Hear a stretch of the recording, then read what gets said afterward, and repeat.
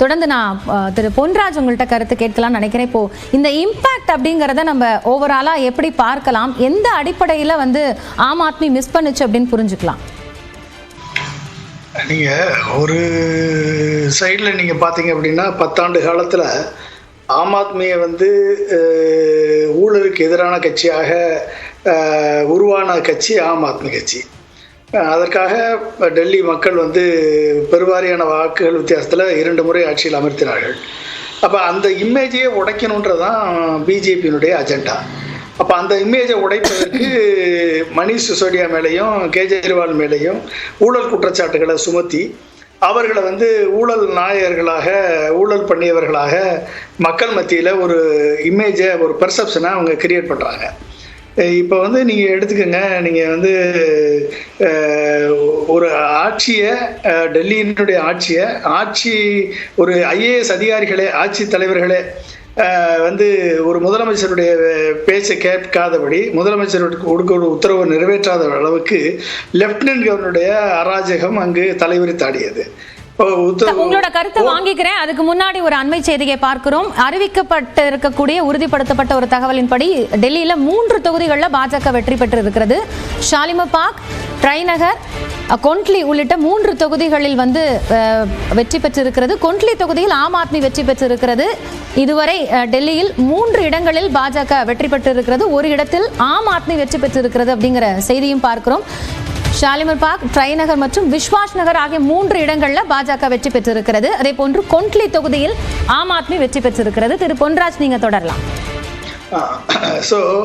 இதுவரைக்கும் அந்த மாதிரி ஒரு தேர்ந்தெடுக்கப்பட்ட அரசாங்கத்தை செயல்பட விடாமல் செய்வதில் பிஜேபி ஜனநாயக வழிமுறைகளை மீறி சர்வாதிகாரத்தினுடைய உச்சத்தில் நின்று கொண்டு செயல்பட்டு கொண்டு வருகிறது. நமக்கு எல்லாம் தெரியும். தமிழகத்தை எடுத்துக்கோங்க, கவர்னரை வைத்து கொண்டு அவர்கள் ஆடக்கூடிய ஆட்டம் ஒரு மிகப்பெரிய ஆட்டமாக ஆடுகிறது. நேற்று கூட உச்சநீதிமன்றம் தமிழ்நாட்டுடைய கவர்னரை குட்டு வைத்திருக்கிறது.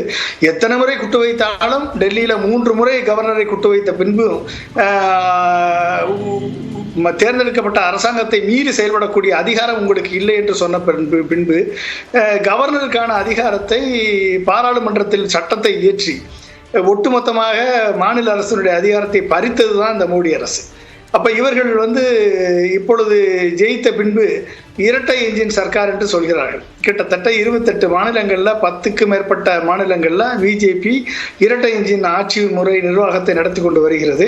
இந்த 10க்கு மேற்பட்ட பிஜேபி ஆளக்கூடிய மாநிலங்கள் கிட்டத்தட்ட 25லிருந்து 30 ஆண்டுகள், 20 ஆண்டுகள், 10 ஆண்டுகள், 5 என்று ஆட்சி நடத்தி கொண்டிருக்கக்கூடிய இரட்டை என்ஜின் சர்க்கார் கொண்ட இந்த பிஜேபி மாநிலங்கள் எத்தனை மாநிலங்கள் இன்றைக்கு இந்தியா அளவிலே முன்னணி பெற்ற மாநிலங்களாக, முதன்மை மாநிலங்களாக, பெர் கேபிட்டா இன்கத்தை கூட்டிய மாநிலங்களாக, வளர்ச்சியடைந்த மாநிலங்களாக, வருமானத்தை உயர்த்திய மாநிலங்களாக, வளர்ச்சியை கண்ட மாநிலங்களாக, ஹியூமன் டெவலப்மெண்ட் இண்டெக்ஸ்ல கூடிய மாநிலங்களாக, நிர்வாக திறன் கொண்ட மாநிலங்களாக உருவாக்கி இருக்கிறது இந்த பிஜேபி இரட்டை என்ஜின் சர்க்கார். எதை நம்பி டெல்லி மக்கள் பிஜேபியை தேர்ந்தெடுத்து விட்டார்கள்? நீங்க ஹரியானாவிலையும் மகாராஷ்டிராவிலையும் பாராளுமன்ற தேர்தலையும்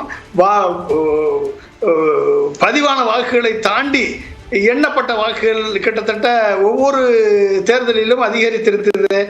இது எந்த வகையில் நியாயம்? இதை கேட்பதற்கு யாராவது இருந்தாங்களா? இன்றைக்கு பாதி எலெக்ஷன் ரிசல்ட் வர்றதுக்கு முன்னாலே பிரதமர் மோடி அவர்கள் பிஜேபி ஆஃபீஸுக்கு செல்கிறார் என்ற மெசேஜ் போயிடுச்சு. இப்போ மெசேஜ் போனால் என்ன அர்த்தம்? அனைத்து தொகுதிகளிலையும் பிஜேபி வெல்ல வேண்டும் என்பதுதான் அர்த்தம் அங்கே. அப்போ இதெல்லாம் இந்த சிக்னல் கொடுக்கறது, இந்த மாதிரி எலெக்ஷன் கமிஷன் ஆஃப் இந்தியாவை அடிமையாக்குவது, இவிஎம்ஐ வைத்து மேனிப்புலேட் பண்ணுவது, எலக்ட்ரல் ரோல்ஸை மேனிப்புலேட் பண்ணுவது, ஒரு இவிஎம்ஐ வைத்திருப்பதே ஒரு அக்யூரேட் நம்பர் வருவதற்கு தான்.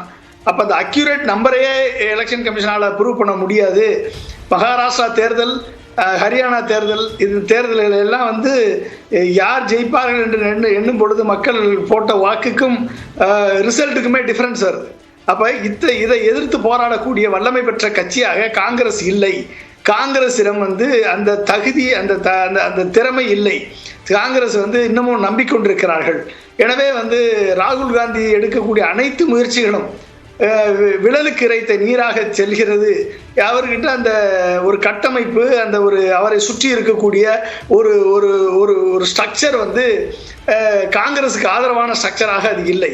எனவே இவர்கள் நம்புகிற வரை எந்த இடத்தில் ஜெயிக்க வேண்டும் என்று பிஜேபி தீர்மானிக்கிறதோ அந்த இடத்தில் அவர்கள் கண்டிப்பாக ஜெயிப்பார்கள்.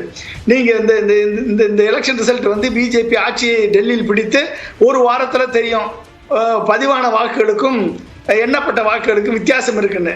உடனே ஐயோ குய்யோ முறையோன்னு பிரச்சனைகள் வரும். உடனே வந்து எலெக்ஷன் கமிஷனுக்கு ரிப்போர்ட் போகும், கோர்ட்டுக்கு போகும். எல்லாரும் தூக்கி குப்பையில் போட்டு பிஜேபி தான் வெற்றி பெற்றது என்று சொல்லிவிட்டு போய்விடுவார்கள். இதுதான் நடந்தது மகாராஷ்டிராவில், இதுதான் நடந்தது ஹரியானாவில். இதெல்லாம் வந்து சின்ன மாநிலம் உனக்கு, பெரிய மாநிலம் எனக்கு, இதுதான் கணக்கு. ஸோ ஜம்மு காஷ்மீர் உனக்கு, ஹரியானா எனக்கு, ஜார்க்கண்ட் உனக்கு, மகாராஷ்டிரா எனக்கு. இந்த குற்றச்சாட்டுகளுக்கான பதில நம்ம வந்து திரு அர்ஜுனமூர்த்திட்ட கேட்டு பெறலாம். அதற்கு முன்பாக திரு அரவிந்த் குணசேகரன், இப்போ இந்த இம்பாக்ட்ல இருக்கக்கூடிய இந்த பேசிக்கான காரணிகள் அப்படிங்கறத அதை பகுப்பாய்ந்து பார்க்கும் பொழுது நிறைய அடிப்படையான விஷயங்கள் வந்து எதிர்பார்க்கப்பட்ட ஒண்ணா மாறி இருக்கா அப்படிங்கிற கேள்வி இருக்கு. ஃபார் எக்ஸாம்பிள், இப்போ அந்த மிடில் கிளாஸ் 40% ஓட் ஷேர், அதே மாதிரி அங்க இருக்கக்கூடிய ட்ரெடிஷனல் ஓட் பேங்க்னு சொல்லப்படக்கூடிய அவங்களுடைய வாக்கு சதவிகிதம், ஜுகீஸ்னுடைய வாக்கு வங்கி, இது எல்லாமே வந்து ஆம் ஆத்மிக்கு இருந்த அந்த சாதகமான அந்த 2 தேர்தல் அப்படிங்கிறது ஏன் இப்படி ஸ்பிளிட் ஆயிருக்கு? 10 ஆண்டுகால தொடர்ந்து ஆட்சியில் இருந்த அந்த ஒரு ஆன்டி இன்கம்பன்சி அதோட ஒரு ரோல் பிளே பண்ணியிருக்கு. அதை தாண்டி அந்த டெவலப்மெண்ட் பாலிடிக்ஸ்ங்கிறது பிஜேபி இன்னும் சாமானியத்தை எடுத்துட்டு போகக்கூடிய ஒரு மிஷினரி, ஸ்ட்ராங்கான மிஷினரி பிஜேபி இருந்ததை நம்மளால உணர முடிஞ்சு. ஏன்னா இது ஒரு கரப்ஷன், ஒரு கெஜ்ரிவாலோட கேபினெட்டுக்கு எதிராக கரப்ஷன்ங்கிற ஒரு பிம்பத்தை மட்டும் வைக்காமல் அந்த பிம்பம் ஒரு கட்டத்துக்கு மேல எடுத்துட்டு போகாது. ஒரு 40% வரைக்கும் பாஜக ஓட்டு வாங்க முடியும். அந்த 40 to 50% அந்த 10% வாக்குகளை பெறுவதற்கு சிவிக் இஷ்யூ, லோக்கல் இஷ்யூவை போக்கஸ் பண்ணணும்னு சொல்லி பிஜேபி கடைசி நேரத்துல தன்னோட கேம்பெயினை ரொம்ப வித்தியாசமா மாத்தி அந்த சிவிக் இஷ்யூல லோக்கல் ஒவ்வொரு தொகுதிக்குமான என்னென்ன பிரச்சனை என்பதை மிகவும் லாபகமாக எடுத்து சென்றிருக்கிறார்கள். பாஜகவோட கட்சி கட்டமைப்பு டெல்லியில் பலமாகி வருவதை நம்மால் உணர முடிஞ்சது. முன்னாடி கடந்த 10 ஆண்டுகளாக ஆம் ஆத்மி எவ்வளவு டாமினண்டா, ஒவ்வொரு பூத் வரைக்கும் ஆம் ஆத்மி எவ்வளவு டாமினண்டா இருந்தாலும் அதற்கு ஈக்குவலா ஒரு கட்சி ஸ்ட்ரக்சரை பிஜேபி செஞ்சிருந்தாங்க கடந்த 10 வருஷமா.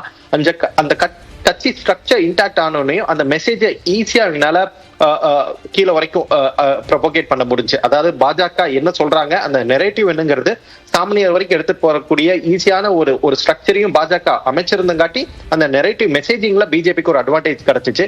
இரண்டாவது, காங்கிரஸ் தற்போது வரை சுமார் 7% வாக்குகளை பெற்றிருக்கிறார்கள். கடந்த முறை பார்த்தா 4% பெற்றிருந்தாங்க. இந்த முறை 7.5 வருவாங்கன்னு தோணுது, மேபி 8. ஸோ போன முறையை தாண்டிலும் இந்த முறை டபுள் பண்ணிருக்காங்க. 4%-லிருந்து 8% வாக்குகள் கிடைக்கப்பட்டிருக்கிறது காங்கிரஸ்க்கு.